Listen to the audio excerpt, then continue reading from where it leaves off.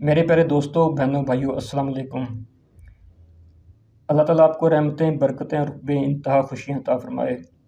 آج میں نے جعلی عاملین کا پوسٹ مارٹم کرنا ہے۔ آپ نے بھاگنا نہیں ہے، آپ نے اس ویڈیو کو غور سے سننا ہے اور شیئر کرنا ہے تاکہ لوگوں میں اویئرنیس پیدا ہو اور ہماری جو سوشل رسپانسبلٹی ہے وہ کسی حد تک پوری ہو سکے۔ ہمارے معاشرے میں آپ نے دیکھا ہوگا کہ اکثر و بیشتر واقعات رونما ہوتے ہیں جس میں کسی بچے یا بچی، کسی خاندان کی عزت لوٹ جاتی ہے۔ کچھ واقعات رپورٹ نہیں ہوتے، لیکن جو رپورٹ ہو بھی رہے ہیں ان کی تعداد میں بھی روز بروز اضافہ ہو رہا ہے۔ ایسا ہو کیوں رہا ہے اور اس کی وجہ کیا ہے، اس سے ہم کیسے نبٹ سکتے ہیں، یہ ساری باتیں آج ہم نے اس ویڈیو میں کرنی ہیں۔ سب سے پہلے سمجھنے کی بات یہ ہے کہ عامل ہوتا کون ہے۔ عامل اس شخص کو کہتے ہیں کہ جو کسی کلام کے ذریعے غیر مرئی طاقت یا روحانی طاقت کو حاصل کرتا ہے۔ رحمانی عملیات میں یہ مدد اللہ سے لی جاتی ہے اور شیطانی عملیات میں یہ مدد شیطان سے لی جاتی ہے۔ دونوں صورتوں میں یہ کافی خطرناک کام ہے اور اس میں عامل کی جان، مال اور اولاد کو شدید خطرہ لاحق ہوتا ہے۔ یہ اتنا آسان کام نہیں ہے کہ ہر بندہ کہے کہ میں عامل ہوں، اور آج کل ویسے بھی محنت کرنا تو ہم لوگوں کا شعار ہے ہی نہیں ہے۔ اس وجہ سے ایسے عاملین بہت ہی کم ہیں۔ زیادہ تعداد ان لوگوں کی ہے کہ جو ڈھونگی ہیں، ڈرامے باز ہیں، جو لوگوں کے ایمان کے ساتھ، ان کی عزتوں کے ساتھ اور ان کے پیسے کے ساتھ کھیل رہے ہیں۔ آج کل بے انتہا کورس کروائے جا رہے ہیں کہ جی 3 مہینے میں آپ عامل بن جائیں، 6 مہینے میں عامل بن جائیں۔ ایک اچھا عامل بننے کے لیے آپ کو کئی سالوں کا تجربہ، کئی سالوں کی محنت درکار ہوتی ہے۔ ان جعلی عاملین کی کارستانیوں میں کون سے ادارے شامل ہیں، کون لوگ ان سے پیسے کما رہے ہیں، یہ میں آپ کے سامنے رکھوں گا۔ سب سے پہلے آپ ان کی مارکیٹنگ اسٹریٹجی دیکھیں کہ ان کی مارکیٹنگ اسٹریٹجی کتنی سسٹمیٹک ہوتی ہے۔ وال چاکنگ آپ نے ہر جگہ پہ دیکھی ہوگی، جس پہ غیر شرعی، غیر مذہبی اور غیر اخلاقی کلمات لکھے ہوتے ہیں، لیکن ہم میں سے کسی کو کوئی بولریشن نہیں ہے، نہ ہم رپورٹ کرتے ہیں اور نہ ہی کوئی قانون نافذ کرنے والا ادارہ ان کے خلاف کارروائی کرتا ہے۔ سیکنڈ سٹیپ کے اوپر یہ لوگ اپنے اشتہارات اخبارات میں شائع کرتے ہیں۔ اخبار مالکین ان سے اشتہاروں کے پیسے لیتے ہیں، ان کے گندے اشتہارات اخبارات میں شائع کیے جاتے ہیں، بلکہ ان کے پمفلٹ اخباروں میں رکھ کر گھروں میں پہنچائے جاتے ہیں۔ ایک طرف اخبار مالکین ان سے پیسے کماتے ہیں، دوسری طرف انہی کے ظلم کی وجہ سے یا زیادتی کی وجہ سے کوئی واقعہ رپورٹ ہو جائے تو اس پر بھی اخبار کے مالکین اپنے پیسے کماتے ہیں۔ تیسرے سٹیپ کے اوپر یہ لوگ پیسے دے کر ٹی وی چینلز کے اوپر آتے ہیں، وہاں پہ ڈرامے بازی کی جاتی ہے، ٹی وی چینل اپنا ریٹنگ امپروو کرتا ہے، وہاں سے پیسے کما لیتا ہے۔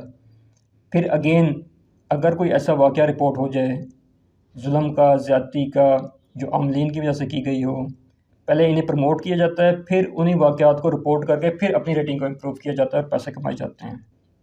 لیکن اس پر ہم سب لوگوں ذمہ دار ہیں، ہم سب لوگوں کی بے حسی ہے کہ ہم سب لوگ دیکھتے تو ہیں لیکن کوئی بھی اس کے خلاف نہ بولتا ہے، نہ کارروائی کرتا ہے۔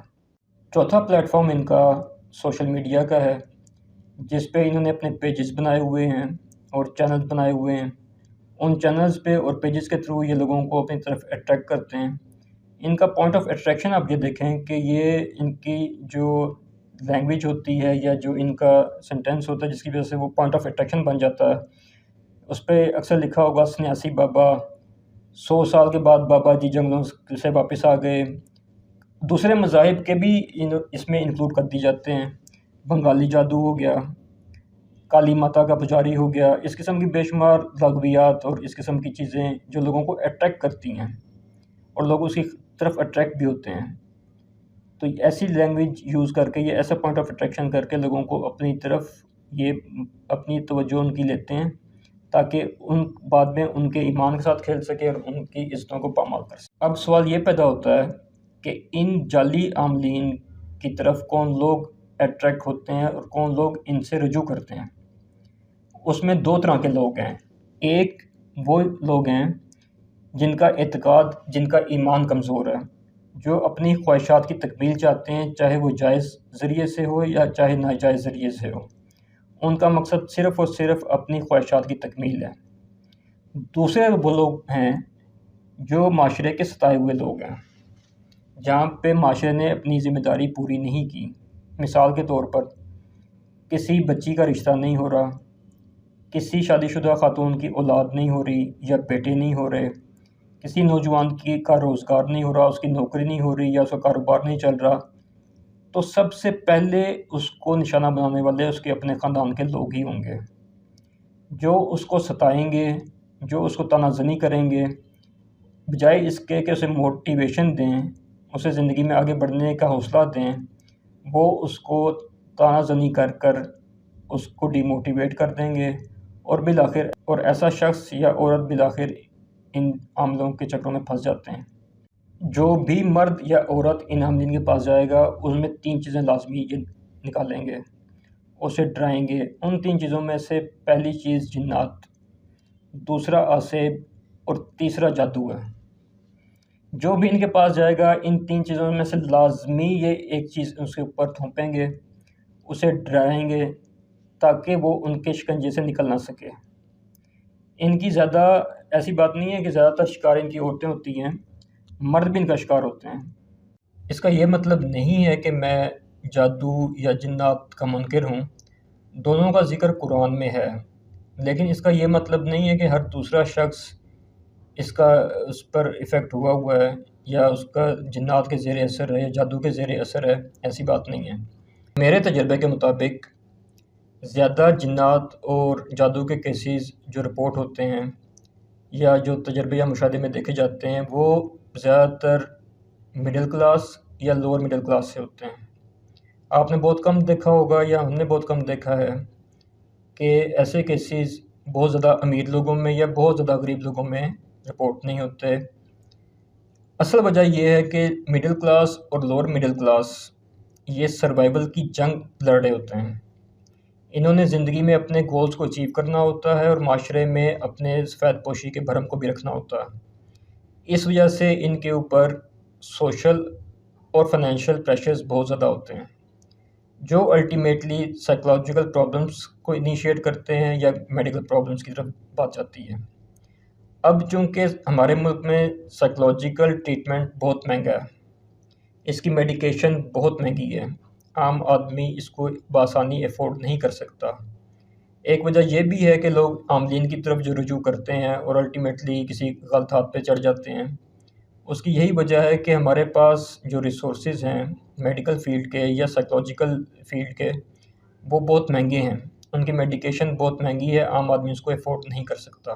اب آپ ان جعلی عاملین کا طریقہ برداشت سنیں۔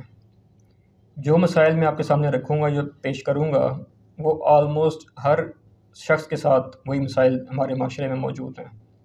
مثال کے طور پر اگر ان کے پاس کوئی جوان بچہ یا بچی جائے گا تو اس کے 2 ہی مسئلے ہوں گے، یا روزگار کا یا عشق اور شادی کا۔ شادی شدہ خاتون جائے گی تو اس کے مسائل میں سے اولاد کا ہونا یا اس کا ساس کے ساتھ ایشو، نند کے ساتھ پرابلمز یا الٹیمیٹلی شوہر کے ساتھ پرابلمز ہوتے ہیں۔ اس چیز کا یہ لوگ فائدہ اٹھاتے ہیں۔ اگر ایسی عورت جائے گی تو کہہ دیں گے جی کہ ساس نے تم پہ تعویذ کیے ہیں، نند نے تعویذ کیے ہیں، اور بلا جھجک عورتیں اس بات کو مان لیتی ہیں۔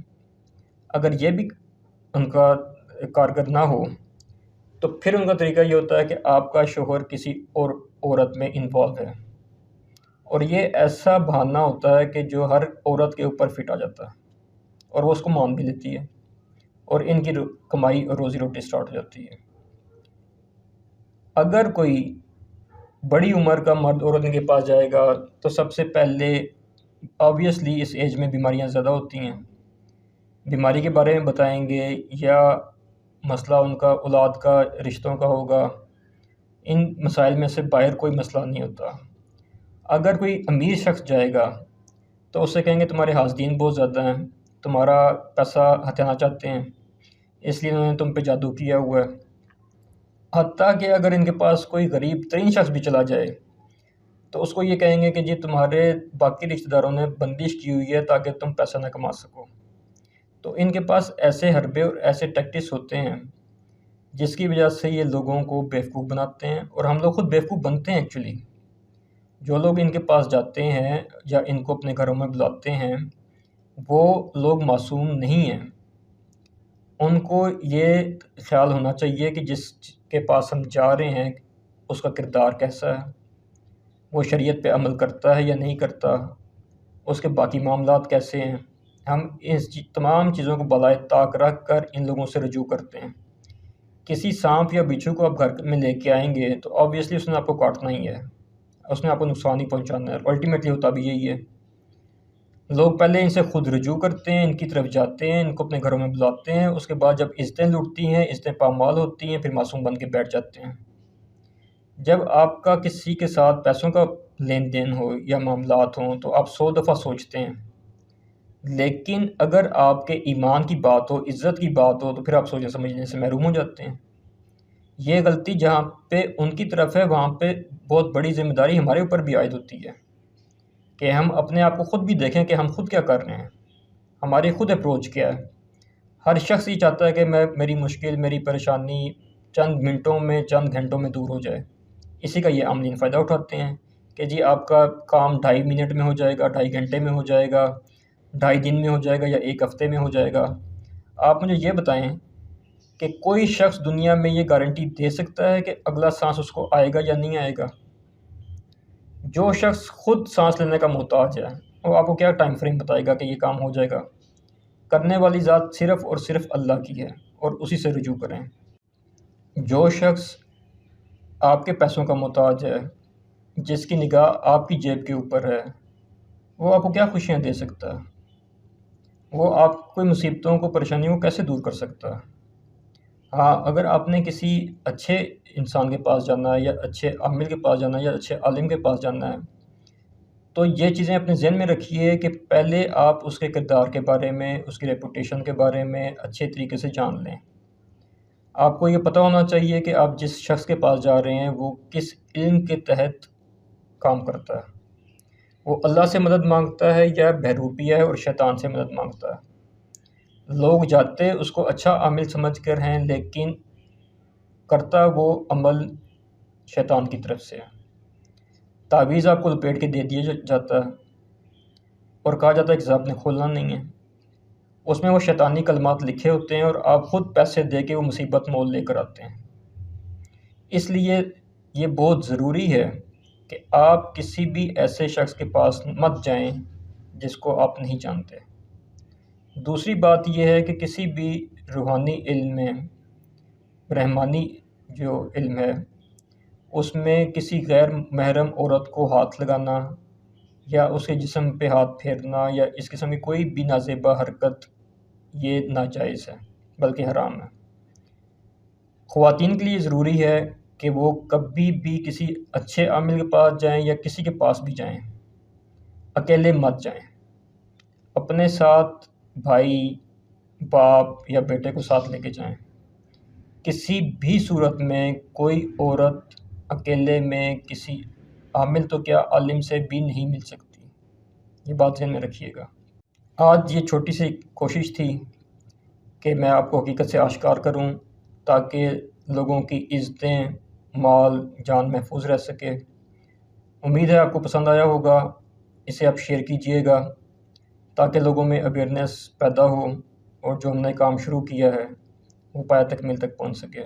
بہت شکریہ۔